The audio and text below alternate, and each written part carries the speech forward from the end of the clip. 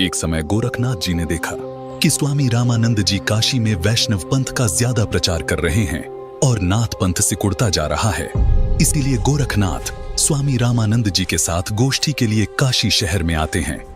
स्वामी रामानंद जी, जो काशी शहर के प्रसिद्ध संत थे और वेदों के मर्मज्ञ ज्ञाता माने जाते थे, उन्होंने अपने 1400 ऋषि शिष्य बना रखे थे और ज्ञान प्रचार के लिए भी उन्हें जगह जगह भेजते थे। उस समय कबीर परमेश्वर जी ने स्वामी रामानंद जी को अपना गुरु धारण कर रखा था। वैसे तो कबीर परमात्मा जी को किसी को भी गुरु बनाने की आवश्यकता नहीं थी, परंतु कबीर परमात्मा इस बात से परिचित थे कि आगे आने वाले समय में लोग ये सवाल उठाएंगे कि कबीर ने भी तो गुरु नहीं बनाया था, इसलिए गुरु बनाने की कोई आवश्यकता नहीं है। इस बात को ध्यान में रखते हुए कबीर प्रभु ने स्वामी रामानंद जी को अपना गुरु बनाने की लीला की। एक दिन स्वामी रामानंद जी के आश्रम में गोरखनाथ जी का एक सेवक उनसे मिलने के लिए गया। उस समय स्वामी रामानंद जी आश्रम में अपने शिष्यों को ज्ञान उपदेश दे रहे थे। अलख निरंजन स्वामी जी। राम राम नाथ जी। स्वामी जी, हमारे नाथ जी बहुत पहुंचे हुए सिद्ध पुरुष हैं। वो आपके साथ ज्ञान गोष्ठी करना चाहते हैं, इसलिए मैं आपको अपने गुरु जी के आदेश अनुसार आमंत्रित करने आया हूँ। उन्होंने कहा है कि ज्ञान चर्चा में जो भी विजयी होगा वह अपने शिष्यों समेत जीतने वाले का शिष्य बनेगा। ये कहकर गोरखनाथ जी का शिष्य वहां से चला जाता है। गोष्ठी की बात सुनकर स्वामी रामानंद जी बहुत चिंतित हो जाते हैं, क्योंकि वे इस बात से परिचित थे कि ये नाथ परंपरा वाले साधु सिद्धि युक्त होते हैं और इन सिद्धियों को देखकर जनता उनको विजयी घोषित कर देगी, जिससे ज्ञान चर्चा का मूल उद्देश्य पूरा नहीं होगा और उस नाथ जी का मुझे शिष्य बनना पड़ेगा। स्वामी रामानंद जी ये सोच ही रहे थे कि तभी 12 वर्षीय कबीर साहिब जी आश्रम में प्रवेश करते हैं। प्रणाम गुरुदेव। क्या हुआ गुरुदेव? आप बहुत चिंतित नजर आ रहे हैं। दास के लायक कोई सेवा है तो बताओ। हे कबीर जी, कोई नाथ जी आए थे और उन्होंने स्वामी जी के साथ गोष्ठी करने को कहा है कि जो गोष्ठी के लिए नहीं आएगा तो वो हारा माना जाएगा, और दूसरी शर्त ये रखी है कि जो हार जाएगा वह जीतने वाले का सह अनुयायी शिष्य बनेगा। हे स्वामी जी, संतों को हार जीत की चिंता नहीं करनी चाहिए। हमें उस नाथ जी का सामना करना चाहिए और गोष्ठी में अवश्य चलना चाहिए। फिर मैं आपका दास भी तो आपके साथ हूँ। हे भगवान, आप कह रहे हैं तो मैं अवश्य ही चलूंगा। अब मुझे कोई चिंता नहीं। कबीर साहिब जी अपने मुंह बोले। गुरुजी स्वामी रामानंद जी के साथ ज्ञान गोष्ठी में जाने के लिए तैयार होते हैं। वो वैष्णव पंथी वेशभूषा पहन लेते हैं, माथे पर तिलक, गले में तुलसी की लकड़ी की माला, टोपी, झोली, सिक्का व एक फावड़ी।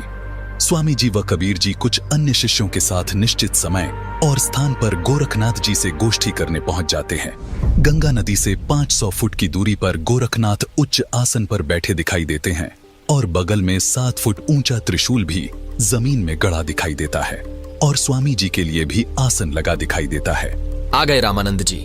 मुझे लगा था आप नहीं आएंगे, लेकिन अब आ ही गए हैं तो गोष्ठी शुरू करते हैं। स्वामी जी आसन पर बैठ जाते हैं और एक सुयोग्य शिष्य की तरह कबीर साहिब जी अपने गुरु के आसन के पास जमीन पर बैठ जाते हैं। हे नाथ जी, आप पहले मेरे साथ गोष्ठी कीजिए। अगर मुझे ज्ञान चर्चा में हरा दिया तो ही मेरे गुरु जी से बात करना। अरे तू है कौन? तू छोटा सा बालक, तेरी आयु क्या है और तू गोष्ठी करेगा मेरे साथ? पता है मैं कौन हूँ? नाथ जी, मैं तो कबीर हूँ और मुझे मालूम है कि आप कौन हो। आप गोरखनाथ जी हो। कबीर साहिब जी की बात सुनकर गोरखनाथ सोचते हैं कि इस छोटे से बालक ने मुझे पहचान लिया। तू छोटा सा बालक, तू कब से बैरागी बन गया? नाथ जी, जब से भय वैरागी, मेरी आदि अंत सुधि लागी। धूंधूकार आदि का मेला, नहीं गुरु नहीं था चेला। जब का तो हम योग उपासा, तब का फिरूं अकेला। धरती नहीं जद की टोपी दीना, ब्रह्मा नहीं जद का टीका। शिव शंकर से योगी न थे, जद का झोली शिका। द्वापर को हम करी फावड़ी, त्रेता को हम दंडा। सतयुग मेरी फिरी दुहाई, कलयुग फिरो नो खंडा। गुरु के वचन साधु की संगत, अजर अमर घर पाया। कहें कबीर सुनो हो गोरख, मैं सबको तत्व लखाया। हे गोरखनाथ जी, जब कोई सृष्टि नहीं थी तब मैं अनामी लोक में था। जब मैं अकेला रहता था तब पृथ्वी भी नहीं थी। तब से मेरी टोपी जानो। जब ब्रह्मा, आप और आपके गुरु मचंद्रनाथ आदि सब प्राणियों के शरीर बनाने वाला पैदा भी नहीं हुआ था, तब से मैंने टीका लगा रखा है। अर्थात मैं तब से सत्पुरुष रूप में ही हूँ। सतयुग, त्रेतायुग, द्वापर तथा कलयुग, ये चारों युग तो मेरे सामने असंख्यों बार खत्म हो चुके।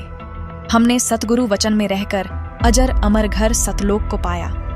हे नाथ जी, पूर्ण गुरु से उपदेश लेकर आजीवन गुरु वचन में चलते हुए पूर्ण परमात्मा का ध्यान सुमिरन करके इस अजर अमर सतलोक में जाकर जन्म मरण रूपी अति दुखमय संकट से बच सकते हो। अरे कबीर, तू छोटा सा बालक और ज्ञान देता है गोरखनाथ को। तेरी आयु क्या है? सबसे बड़ा मूर्ख वो है जो मेरी आयु पूछता है, और आप मुझे बालक बता रहे हैं। जो बूझे सोई बावरा, क्या है उम्र हमारी? असंख्य युग प्रलय गई, तब का ब्रह्मचारी, कोटि निरंजन हो गए परलोक सिधारी। हम तो सदा महबूब हैं, स्वयं ब्रह्मचारी। अरबों तो ब्रह्मा गए, 49 कोटि कन्हैया। 7 कोटि शंभू गए, मोरी एक नहीं पलैया। कोटिन नारद हो गए, मोहम्मद से चारी। देवतन की गिनती नहीं है, क्या सृष्टि विचारी। नहीं बूढ़ा नहीं बालक, ना ही कोई भाट भिखारी। कहें कबीर सुन हो गोरख, यह है उम्र हमारी।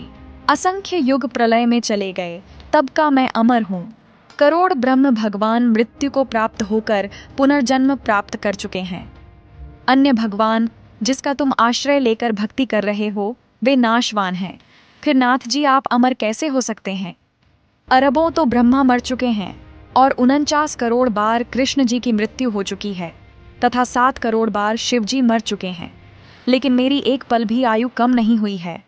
मैं अमर पुरुष हूँ। केवल सत्य पुरुष ही अजर अमर परमात्मा है, तथा उसी का सतलोक अमर है, जिसे अमर लोक भी कहते हैं। वहां की भक्ति करके भक्त आत्मा पूर्ण मुक्ति होती है, जिसका कभी मरण नहीं होता। हे गोरखनाथ जी, ये उपलब्धि सोहम शब्द के जाप से प्राप्त होती है, जो उसके मर्मभेदी गुरु से मिलता है। उसके बाद फिर सार नाम मिलता है, और सतलोक में वास तथा सतपुरुष की प्राप्ति होती है। करोड़ों नारद तथा मोहम्मद जैसी पवित्र आत्माएं जन्म कर मर चुकी हैं, देवताओं की तो गिनती भी नहीं। फिर आम मानव शरीरधारी प्राणियों तथा जीवों का तो हिसाब क्या लगाया जा सकता है।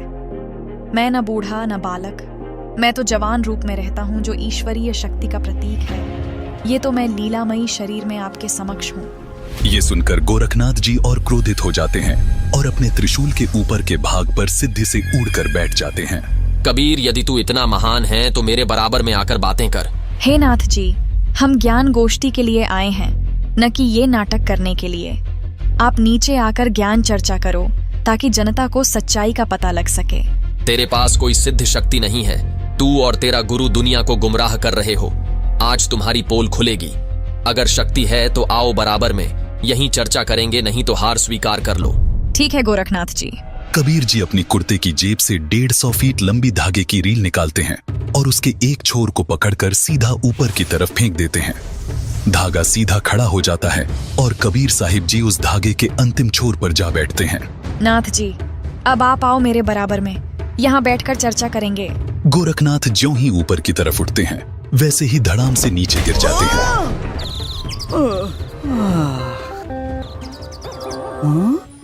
हे कबीर जी, कृपया नीचे आ जाइए और अपने दास पर दया करके अपना परिचय दीजिए। आप कौन शक्ति हैं और किस लोक से आए हैं? हे गोरखनाथ जी, मैं तो अवगत स्थान सतलोक से आया हूँ। मैं तो स्वयं शक्ति से बालक रूप बनाकर काशी में एक लहर तारा तालाब में कमल के फूल पर प्रकट हुआ, जहाँ से नीरू नीमा नामक जुलाहा दंपति मुझे अपने घर ले आए। मेरे कोई माता पिता नहीं है, न ही मेरी कोई पत्नी है, और जो उस परमात्मा का वास्तविक नाम है वही कबीर नाम मेरा है। आपका ज्योति स्वरूप, जिसे आप अलख निरंजन कहते हो, वो ब्रह्म भी मेरा ही जाप करता है। मैं सतनाम का जाप करने वाले साधक को प्राप्त होता हूँ। मेरा शरीर हाड़ चाम का बना हुआ नहीं है। मेरा मूल स्थान सतलोक है, जहाँ सतनाम के जाप के आधार से जाया जाता है। नाथ जी, आप ज्योति निरंजन के जाल में ही फंसे हुए हो। न जाने आपके कितने जन्म हो चुके हैं और कितनी बार आप 84 लाख योनियों में कष्ट उठा चुके हो। यदि आप मेरी शरण में नहीं आते तो आपकी 4 युगों की भक्ति को काल कलयुग में नष्ट कर देता है। हे कबीर जी, मुझे आपकी बात पर विश्वास हो गया है, लेकिन मैं आपकी एक परीक्षा लेना चाहता हूँ। मैं दरिया में डुबकी लगाऊंगा। यदि आप मुझे खोज लोगे तो मैं आपका शिष्य बन जाऊंगा। ठीक है गोरखनाथ जी, छुप जाओ दरिया में। ये सुनकर गोरखनाथ गंगा नदी की तरफ चल पड़ते हैं और साथ में दर्शक भी पीछे पीछे चल पड़ते हैं। गंगा के पास जाकर गोरखनाथ जी गंगा में छलांग लगाकर मछली का रूप धारण कर लेते हैं। कबीर परमात्मा भी गोरखनाथ जी के बाद गंगा दरिया में डुबकी लगा देते हैं और सैकड़ों मछलियों के बीच गोरखनाथ को पकड़कर तथा उनका असली रूप बनाकर उन्हें किनारे पर ले आते हैं। इस प्रकार गोरखनाथ जी ने कबीर साहिब जी को पूर्ण परमात्मा स्वीकार किया और उनके शिष्य बने तथा कबीर साहिब जी से भक्ति प्राप्त की।